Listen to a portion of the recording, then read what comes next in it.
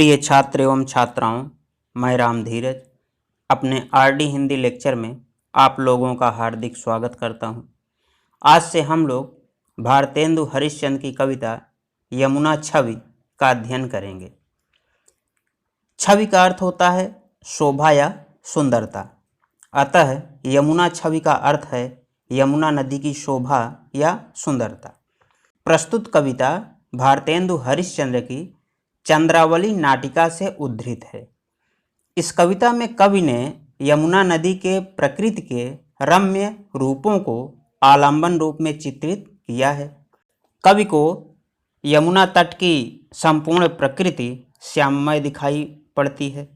यमुना नदी के जल में पड़ते हुए चंद्रमा के प्रतिबिंब तथा उसके कगारों पर छाए हुए वृक्ष एवं उसमें क्रीड़ा करते हुए पक्षियों का बड़ा ही सुंदर वर्णन इस कविता में किया गया है।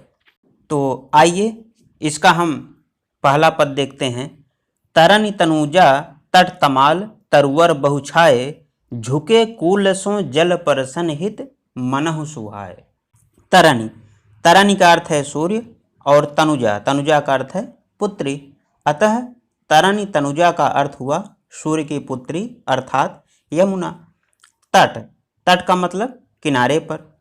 तमाल तरुवर यानी तमाल के वृक्ष। कूल माने किनारा। अपर्सन, पर्सन का मतलब स्पर्श करने के लिए। इस पद में यमुना नदी की शोभा का मनोहारी चित्रण किया गया है।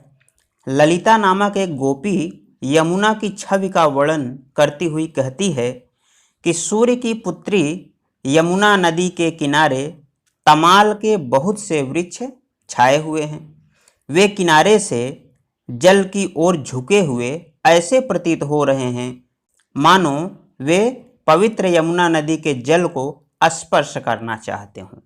कवि आगे लिखते हैं, किंधव मुकुर में लखति उझक सब निज निज शोभा, कै प्रणवत जल जानी परम पावन फल लोभा। मुकुर, मुकुर का अर्थ है दर्पण। लखत, लखत का मतलब देखना। उझकी, उझक का मतलब उचक, उचक कर। प्रणवत, प्रणाम करते हैं। पावन, पवित्र। और लोभा, लोभा का अर्थ है लोभ से।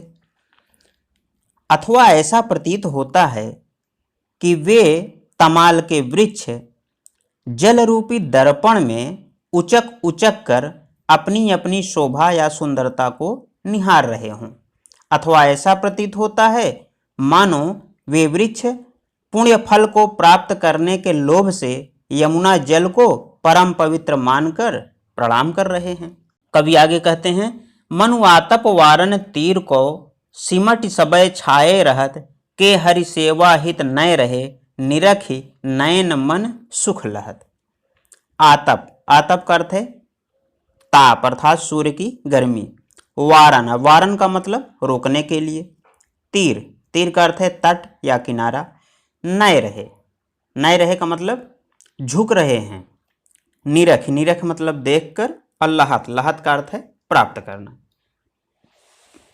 अथवा ऐसा प्रतीत होता है मानो सूर्य के तेज धूप से बचने के लिए, अपने शरीर के ताप को दूर करने के लिए ये सभी वृक्ष सिमट कर यमुना नदी के किनारे इकट्ठे हो गए हैं। अथवा ऐसा लगता है मानो वे भगवान श्री हरि की सेवा करने के लिए किनारे पर झुके हुए हैं। इन वृक्षों को देखकर हमारे नेत्र और मन दोनों ही अत्यंत सुख को प्राप्त करते हैं। आइए अब हम इसका काव्य सौंदर्य देख लेते हैं। काव्य सौंदर्य में प्रथम बिंदु है, प्रस्तुत पद में यमुना तट पर खड़े वृक्षों का मानवीकरण करते हुए उनकी शोभा का काल्पनिक एवं आलंकारिक वर्णन किया गया है।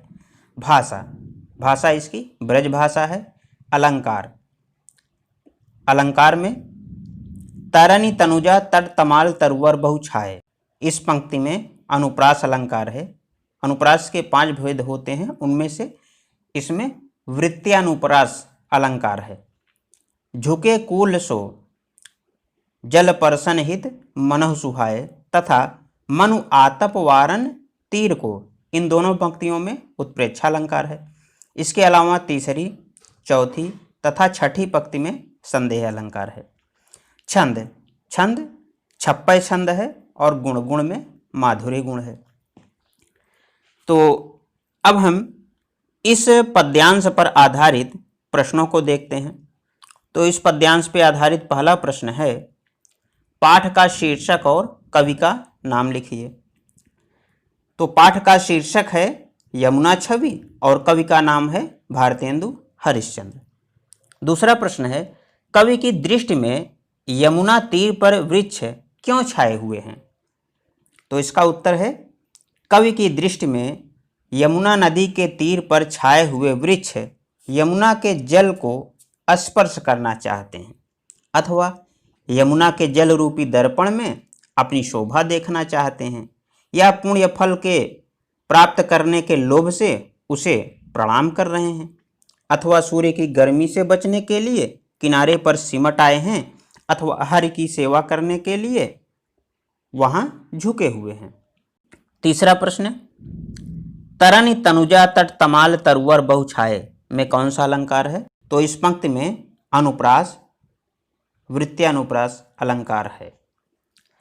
चौथा प्रश्न है, किंधव मुकुर में लखत उझकी सब निज निज शोभा का आशय स्पष्ट कीजिए। तो इसका उत्तर है, किंधव मुकुर में लखत उझक सब निज निज शोभा का आशय है यमुना के किनारे छाए हुए तमाल के वृक्षों की कतारों को देखकर ऐसा प्रतीत होता है मानो ये वृक्ष उचक उचक कर यमुना के जल रूपी दर्पण में अपनी अपनी शोभा या सुंदरता निहार रहे हैं। पांचवा प्रश्न है, रेखांकित पंक्तियों की व्याख्या कीजिए। तो इस काव्यांश में रेखांकित पंक्तियां हैं, किंधव मुकुर में लखत उझक सब निज निज शोभा कै प्रणवत जल जानि परम पावन फल लोभा, मनु आतप वारन तीर कौ सिमट सबय छाए रहत के हरि सेवा हित नय रहे निरख नयन मन सुख लहत। तो हम इसकी व्याख्या देखते हैं।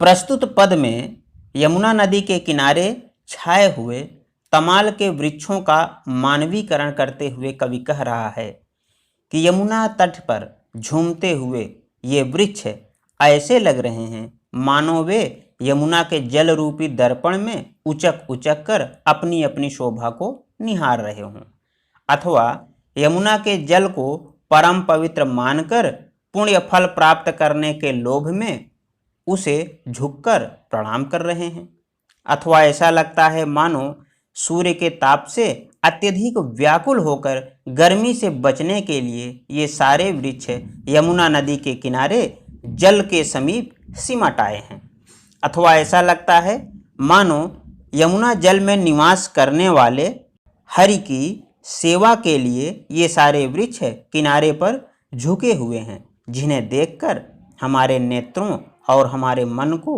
अत्यधिक सुख प्राप्त हो रहा है। तो इस तरह से इस पद्यांश की व्याख्या और इस पद्यांश पर आधारित महत्वपूर्ण प्रश्न पूर्ण होते हैं। इसके अलावा मैं आपको इस पद पर आधारित 2-3 प्रश्न और हल करवा दे रहा हूं जो बोर्ड परीक्षा की दृष्टि से महत्वपूर्ण हैं। तो आइए इन्हें भी देख लेते हैं। तरनि तनुजा व तट शब्दों के 2-2 पर्यायवाची बताइए। तो इसका उत्तर है, तरनि तनुजा के पर्यायवाची शब्द हैं यमुना, कालिंदी, या हम सूर्य सुता भी कह सकते हैं, तट, तट का अर्थ है तीर या किनारा। अगला प्रश्न है, मनु आतप वारन तीर को में कौन सा अलंकार है? तो इसका उत्तर है मनु आतप वारन तीर को में उत्प्रेक्षा अलंकार है। वृक्ष जल के दर्पण में क्या देख रहे हैं?